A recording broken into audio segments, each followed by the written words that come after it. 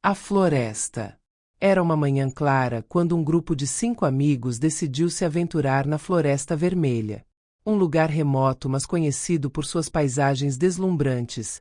A vegetação densa transformava a paisagem quando anoitecia. Após o pôr do sol, a mata dava muito medo porque a luz da lua não conseguia penetrar as árvores. Então a floresta ficava em um breu que não dava para distinguir o que era real do que era fruto da imaginação. Lucas, o líder do grupo, era um entusiasta da natureza e garantiu que conhecia bem a região.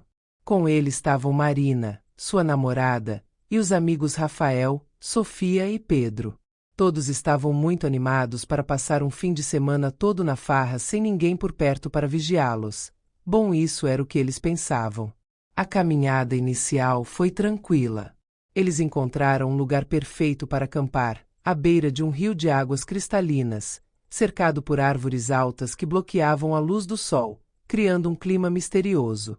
Enquanto montavam as barracas, Pedro mencionou que ouviu histórias sobre a floresta. O povo dos vilarejos próximos diziam que de tempos em tempos, no equinócio da primavera, muitos que entravam na mata jamais voltavam, e que nessas noites se ouvia gritos de desespero, que cessavam misteriosamente durante a madrugada.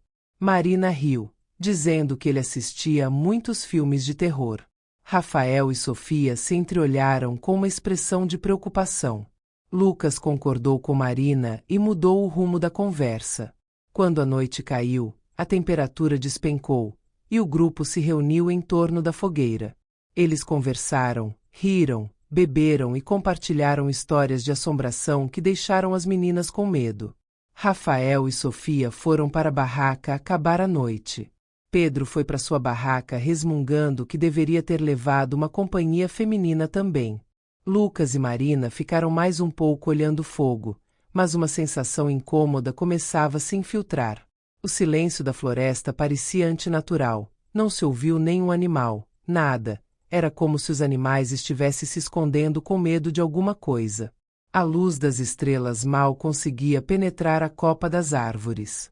Marina solta o abraço de Lucas assustada, jurou ter visto algo se movendo entre as sombras, mas Lucas diz que não era nada, atribuindo ao cansaço e ao jogo de luz. Então resolveram apagar a fogueira e ir dormir. Na madrugada, Lucas acorda com um som estranho, parecendo passos ao redor do acampamento. Mas eram passos muito leves para ser de algum animal, parecia mais passos de humanos. Ele pega a lanterna e sai da barraca, sem acordar Marina. Quando olha para o chão, vê pegadas. Como temia, não eram de animais. Ele decidiu acordar Rafael, e juntos inspecionaram a área.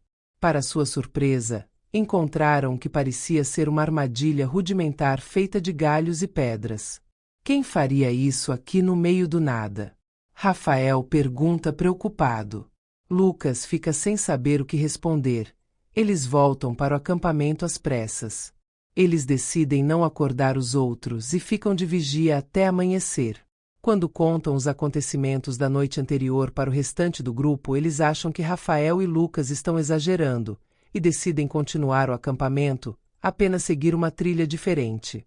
Mas a trilha os levou mais fundo na floresta.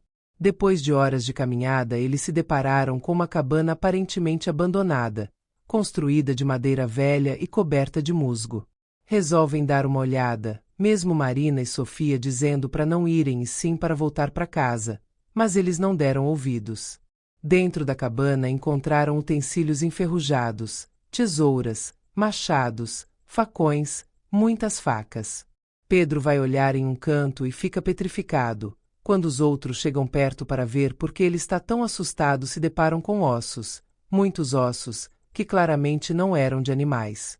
Sofia grita e eles saem da cabana rapidamente para ver o que está acontecendo.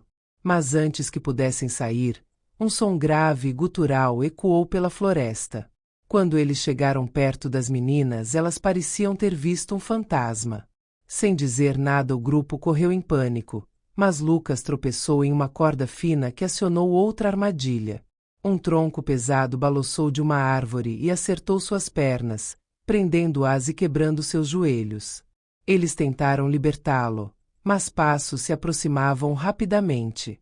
Um grupo de 7 pessoas surgiu entre as árvores. Um homem mais velho, 4 mais jovens e 2 mulheres, sendo uma mais velha e outra mais jovem. Estavam usando roupas surradas e muito sujas, os olhares selvagens como tigres famintos olhando para a caça recém-abatida.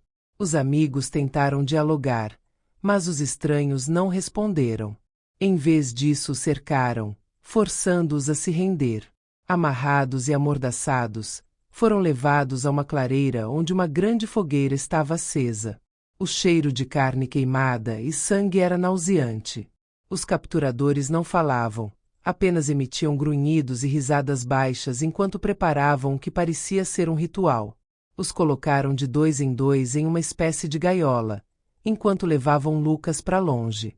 Os gritos de Lucas eram de gelar a alma. Passado um tempo, os gritos cessaram e um cheiro de carne assada recendia no ar. Pedro, depois de muito tentar, alcançou seu canivete que ficava escondido, conseguiu cortar suas amarras e libertou Marina.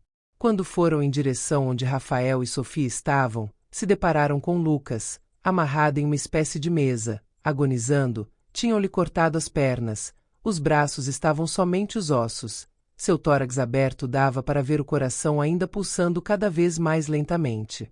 Marina entra em desespero, tenta soltar o namorado, mas Rafael a impede, dizendo que ele já está morto. Quando se encaminham em direção onde os amigos estão, Rafael olha na direção da fogueira que agora está cheia de espetos com pedaços de carne. No meio da fumaça ele consegue ver a forma de um pé humano. Antes que Marina veja, ele a puxa para saírem dali. Chegam à gaiola de Sofia e Pedro enquanto tentam soltá-los. São descobertos.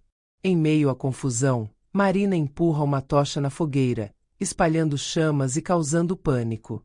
Eles aproveitam a distração para fugir. Correram pela floresta desesperadamente. Podiam ouvir os canibais em seu encalço. Quando finalmente encontraram a estrada principal, ouviram os canibais os deixando em paz e voltando para o meio da floresta. Exaustos e aterrorizados, denunciaram o ocorrido às autoridades. Uma busca foi realizada, mas nada foi encontrado, assim disse o delegado. A Floresta Vermelha, entretanto, guardava o cheiro de morte e os ecos de algo sombrio. Marina nunca se recuperou completamente. Ela ainda acorda no meio da noite, ouvindo os gritos de Lucas. Rafael, Pedro e Sofia nunca mais colocaram os pés em uma floresta, temendo que, em algum lugar, aqueles olhos selvagens ainda os estivessem observando.